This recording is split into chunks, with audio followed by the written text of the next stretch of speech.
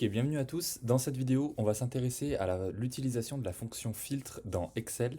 Ici, le principe, c'est que on part d'une base de données. Alors, elle est assez légère, il y a une centaine de lignes, où on a des affaires liées à une entreprise. Donc, vous avez par exemple, dans cet exemple ici, donc le numéro de l'affaire, la ville et la région dans laquelle a été réalisée l'affaire, le chiffre d'affaires et la marge. Ça, c'est un export d'un logiciel, par exemple. Donc l'export est assez propre. On va dire qu'il n'y a pas d'erreur pour notre exemple, parce que le but, c'est simplement de se focaliser sur une fonction d'analyse de données. Alors, pour commencer, pour utiliser la fonction filtre de façon assez propre, on va dire, je vais commencer par transformer mes données en tableau ici. Et je vais lui dire mon tableau comporte des entêtes oui. Voilà, et je me retrouve donc avec un format tableau. Je vais simplement mettre mes données en forme très rapidement. Ici, cette colonne chiffre d'affaires, je vais la mettre en euros. Et la colonne marge, je vais la transformer également, je vais la mettre en pourcentage. Voilà, donc j'ai une lecture qui est assez intéressante de mes données, qui est assez logique. Et à partir de là, pour utiliser la fonction filtre, alors je vais commencer par mettre une case dans laquelle je vais pouvoir inscrire ma région. Je vais filtrer par région dans mon cas.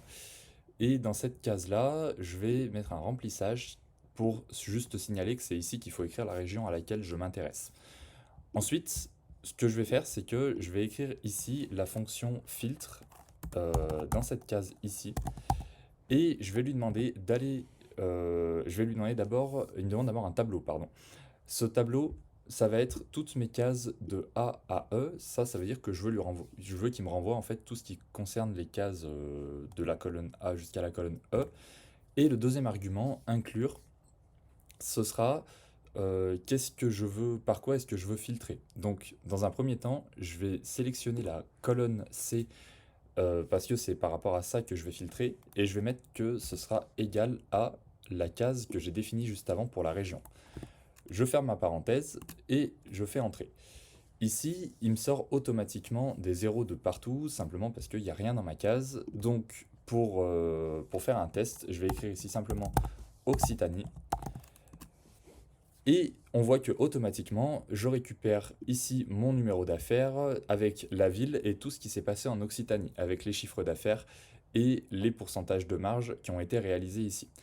Au niveau de la mise en forme, on peut, maintenant qu'on voit ce que nous renvoie la fonction filtre, pardon, on peut mettre un tableau qui a le même visuel que celui qui est juste à côté.